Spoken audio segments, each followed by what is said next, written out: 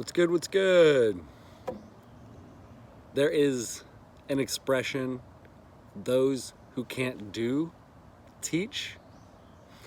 If you've watched any of my videos, it's obvious that I'm single. Yeah, it's painfully obvious.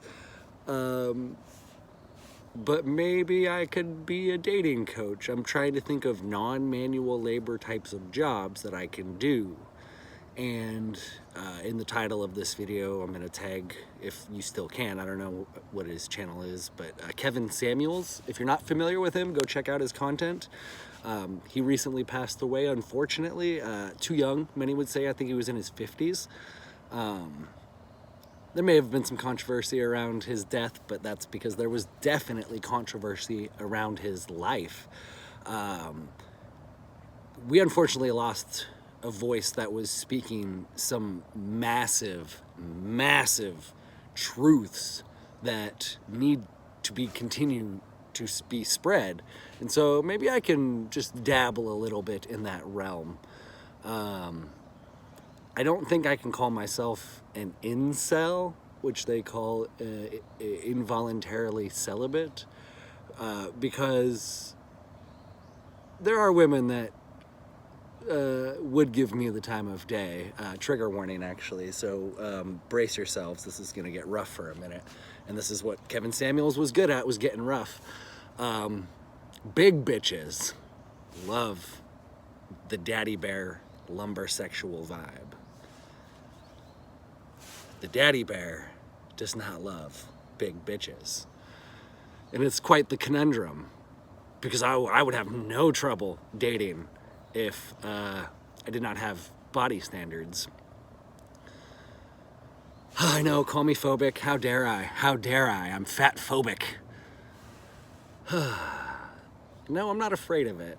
It just does not arouse me. I do not obtain sensual pleasure from the tactile response of touching obese people, and I'm sorry. No judgment to them.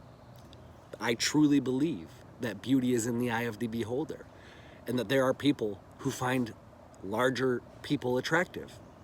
If that's you, awesome. Go fulfill your fantasies. Go pursue your happiness. However, in my conversations with men and women across the spectrum of ages, of races, of orientations, of identities, I love having conversations with people. And often people will just randomly start talking to me in public and just divulge so much information. If you actually met me, if you knew me, not this internet version of me, I'm a generally warm and welcoming person. People often tell me that they feel safe around me. Not like necessarily physically safe, although I'm not a small guy, I'm a decent sized guy. But it's just, part of it, I think, is because I am so able and capable of being vulnerable that it just creates an atmosphere where people feel safe in that sense, which has really enabled me to have some fantastic conversations. And it pushes me to want to continue to do that. It's very fulfilling just having conversations with people. There's this thing, like, it's hard to talk about ordinary people, because when you begin to talk to people, nobody's ordinary, but there is like a sense of the average American. And so in my experience of talking to like the average dudes and the average dudettes, there is a disconnect in the dating world right now.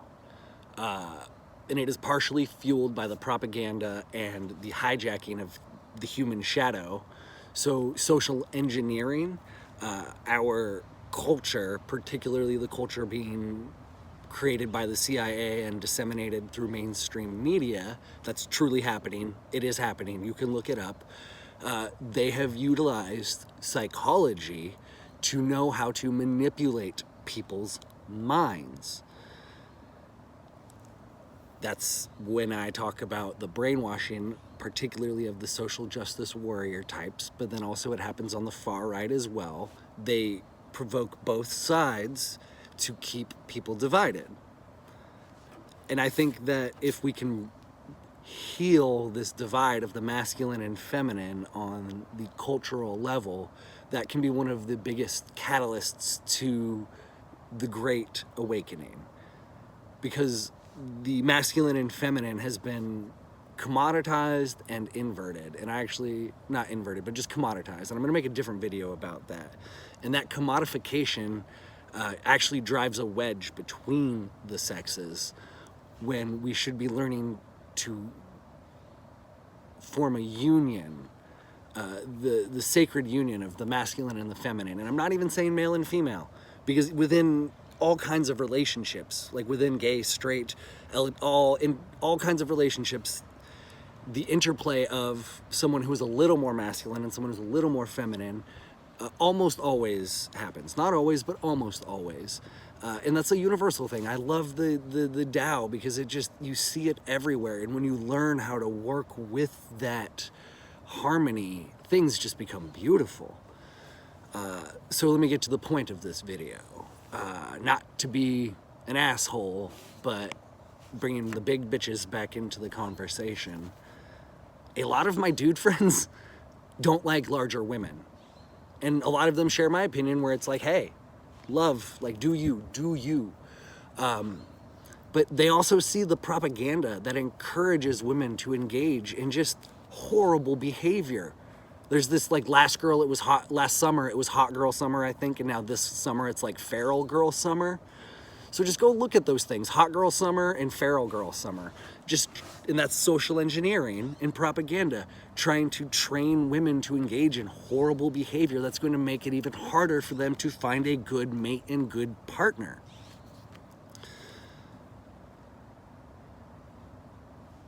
In addition to the weight thing, there's and I used the word in a recent video, the collaboration issue. Men don't want to compete with their partners.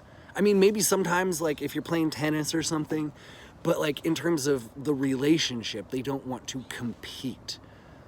But women have been programmed to just fight with men. And that's partially the daddy issues with the destruction of the family unit, but then also this whole generalized notion of the patriarchy, and just men are evil. That's not good.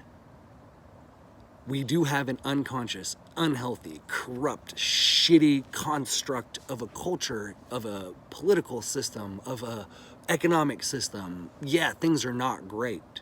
But to just say the patriarchy and then to begin to demonize men is not helping. And it's like counterproductive, because now there are a lot of women who are unable to have healthy relationships with men, which is inhibiting their ability to become actualized. So they're angry and moody and grumpy and not fulfilling their life's purpose and potential. So everybody's just being screwed in this whole mess. Thank you for listening. We can talk about the jobs thing. I've already talked about the jobs thing. I think this is a good place to try and wrap up the video.